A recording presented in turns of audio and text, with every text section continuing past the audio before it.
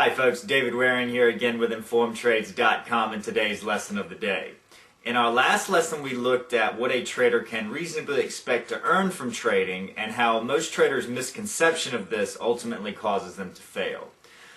In today's lesson we're going to look at another important concept in money management, which is the importance of protecting one's trading capital. So let's get started.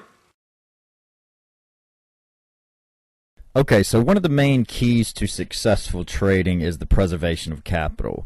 Beyond the obvious point here that if you lose your trading capital then you're going to be out of the game completely, is the fact that, or often overlooked fact, that it takes much more to come back from a loss than it does to take the loss you're trying to come back from. Okay, let's take a look at what I'm talking about here. Let's say you have an account and you started with a balance of $10,000, and through a series of losses, let's say you lost $5,000 of that initial $10,000. Now that represents a 50% loss on the account. Now that's bad enough in itself, and you're going to be licking your wounds pretty badly there from that loss. But let's take a look at what it's going to take just to get back to the point where you were to your initial $10,000. Okay, so now you're obviously at $5,000 because you took the $5,000 loss on your $10,000 initial account balance. It's going to take, you're going to have to make back the same $5,000 you lost to get back just to break even, or to where you started with that initial $10,000.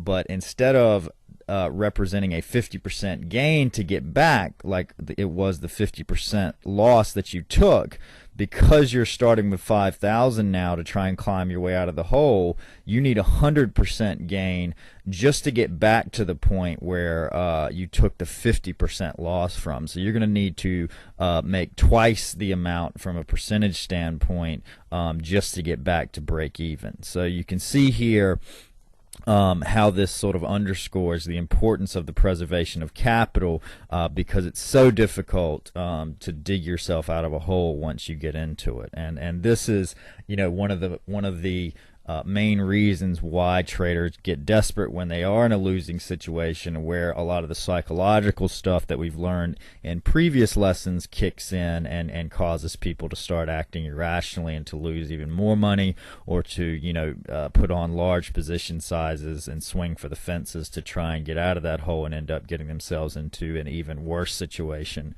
than they're already in. Okay, so this is a short lesson for today, but a very important point. In tomorrow's lesson we're going to start to look at some of the different strategies that you can use, such as different ways to set stop losses once you're in a position to manage and manage against loss and protect that trading capital, so you don't get yourself in this type of situation and you can be one of the traders that's in the small percentage that are successful, instead of one that's in the large percentage that are unsuccessful. Okay, so the purpose of the InformedTrades.com community is to hopefully put together a community of traders who are interested in learning the market together without all the hype that's associated with most trading education. So if you haven't done so already, I encourage you not only to visit the InformedTrades.com site, but to actively participate. Every page on the site has a comment section where you can share your questions and knowledge in areas where you're knowledgeable. So I encourage you to do that so we can all learn together. All right.